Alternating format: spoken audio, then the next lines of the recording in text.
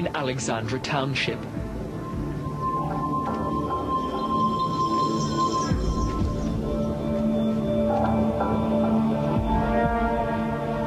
Life here hasn't really changed much since the end of apartheid.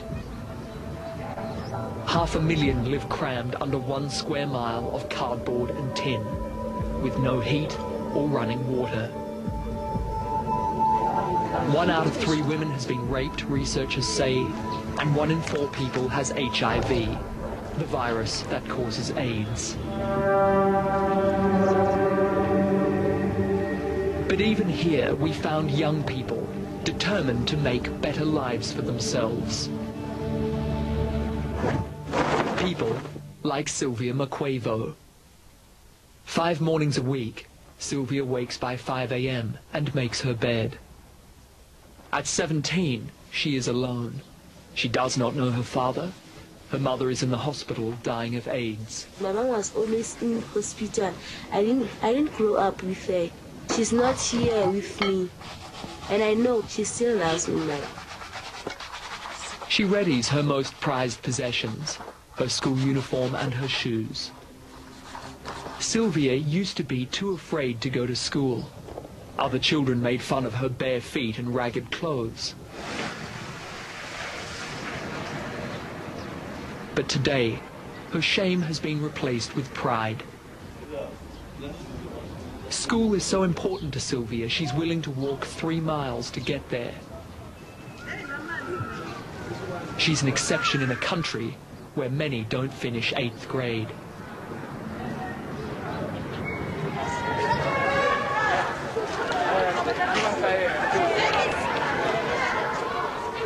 Surrounded by barbed wire, Sylvia's high school has yet to recover from apartheid's neglect.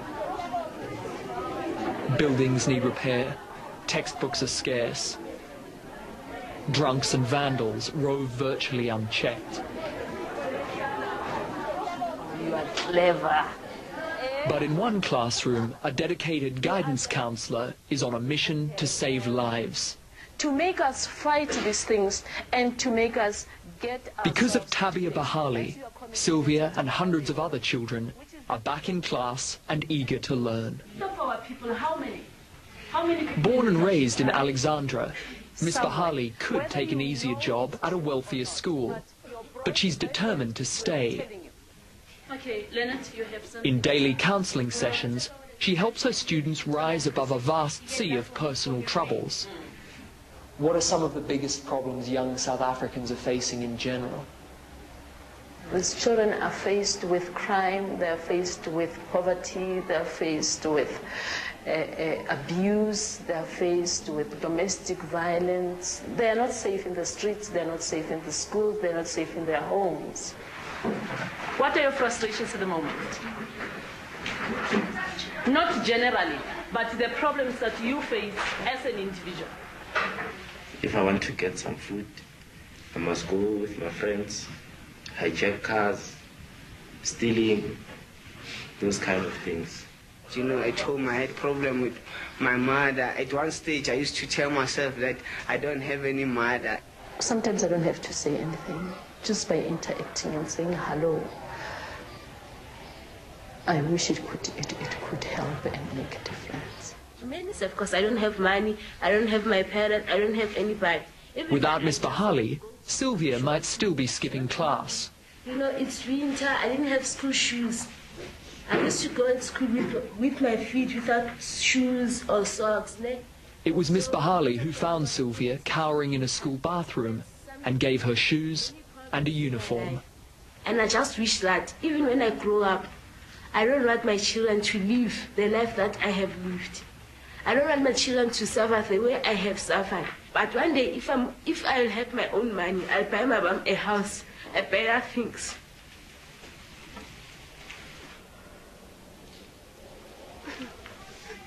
What do you want for these kids? I want them to become what they want. But sometimes I feel it's just coming too strong for them and coming from all angles, from school, from home, from the community.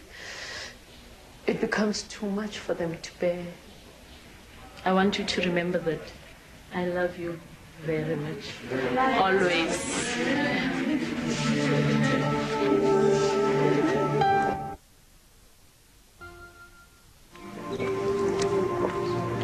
Miss Bahali's love doesn't end at the classroom doors. Once a week, she takes Sylvia to the hospital to see her dying mum. I just want to spend each and every second with my mom, no matter what.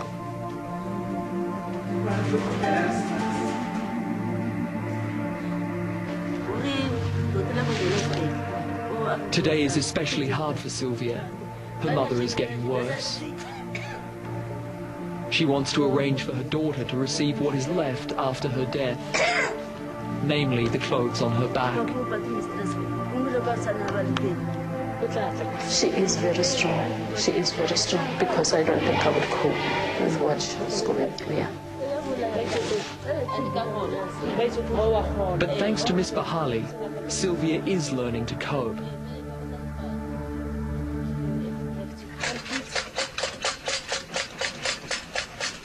Do you find it hard to keep going? I don't find it hard because what you think is what you are. And when you think positive, you're going to make it positive. Do you think positive? Yeah, I think positive. I have lots of positive thinking here. Really? Yeah.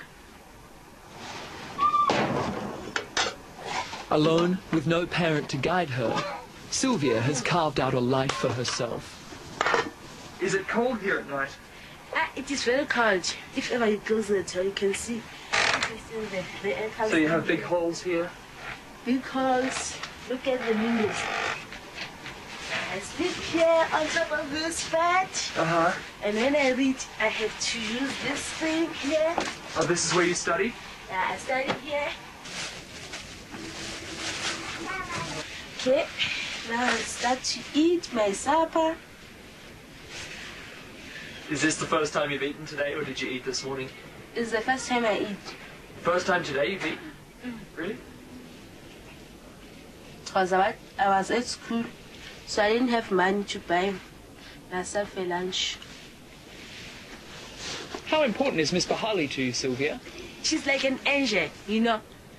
If you can ask anyone at school or anywhere, she'll tell you, this lady is an angel. She's an angel. Would you like to be like her when you are older? Definitely. She's caring, loving, supporting. I don't know. What can I say more? Even when school's out, Miss Bahali is at work in Alexandra, keeping the students off the streets, filling their time productively. On any Saturday, you'll find them singing for one another and painting murals to brighten up their township. Later, with their paint cans for props, they put on skits. For a few hours, they're carefree kids.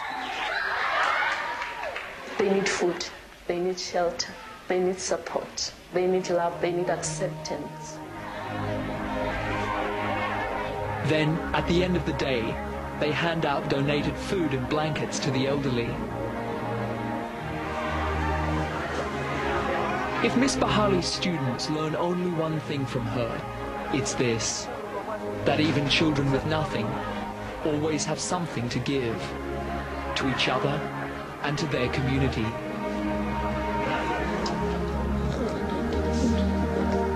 Like every day for Miss Bahali, this one goes well past dark as another child seeks out her help.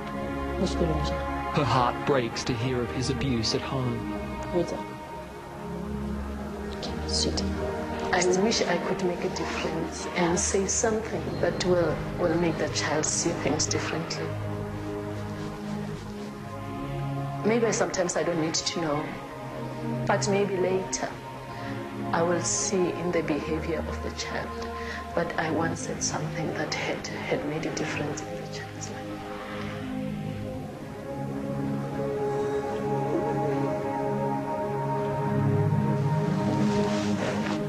If Sylvia is any indication, Miss Bahali's words are making a huge difference.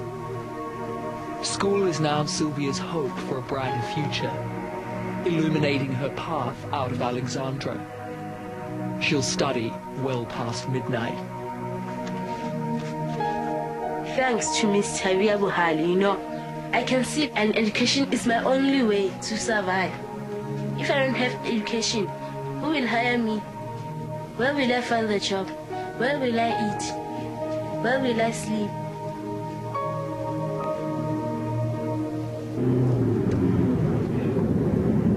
Just 3 miles from Alexandra, but seemingly a world apart, the day begins for another 17-year-old, Nameurena Chani. Hello, darling, how are you? At St. Mary's, an exclusive private school, Aren't you coming to hockey today? Nameurena receives an education well beyond the reach of someone like Sylvia Maquevo. Her tuition costs twice what most South Africans earn in a year. Nameurena is one of South Africa's lucky few. With apartheid's end, her family fled the ghetto for the suburbs, sprinting from poverty to wealth in a single generation. Still, her mother, Thandi Chani, a partner in a public relations firm, doesn't want Nameurena to forget their past. Once a week, she takes Nameurena back to the Johannesburg township of Soweto, where she grew up and fought against apartheid. I asked Thandi to show us the history she so desperately wants Nameurena to appreciate. This was a shanty town? This was a shanty town. This whole area was a shanty town. What was your house like? What was it made of? It was made of tin, with a floor that was full. You see, that's why Nameurena struggled to walk on this grass. For me, this grass was part of what formed the carpet of the house. Why do you bring Nameurena back to Soweto every week? I wanted to always remember who she is. Because I don't think you become a person if you don't know where you come from. Nameurena, do you believe you understand where your mum comes from and the difficulties she had growing up? No, not really. I think there's just been such a huge gap between Generation X and Generation Fight for Freedom kind of a thing, Back home, it's easy to see why Nameurena resists thinking about the past. Now this is the temple of temples. King of kings were born on the same day. I don't know. I've become so Western that, swimming pools are like a necessity in my life. Huh? In a whirlwind tour, Nameurena showed me her favorite places in Johannesburg. Cowprint. Big no-no. She often Big described herself to me as a typical Western teenager. baby moves. I know I'm too white for a fact, Too white. Too white, yeah. So explain coconut. What does that mean? Coconut, white on the inside, black on the outside. And is that how you describe yourself? No, I think I'm very African. Okay, please bring me a quarter pound of deluxe. I'll pay you back. It's a very limited background. She's not exposed to the wider world. She does not know suffering. She does not know frustrations of other homes. She does not know the thinking of other people are different from her. It's a kind of closed environment. That's why I'm trying now as a parent to try and expose her. This is where my mother tries to bring the Africanism into the house, as you can see all these nasty African things that are happening here. And this gentleman? Now this is the hero of South Africa, I guess you could say. He's Tata, meaning our father. You see, we had a struggle of changing a kind of system. We've won that battle. And I think it's up to you as a generation to be challenged. If only you can overcome one, even if you just dealt with poverty in Africa. For us to get water, we used to move there. And why South Africa's fate may hinge on whether young people like Nameurena accept that challenge. Yeah.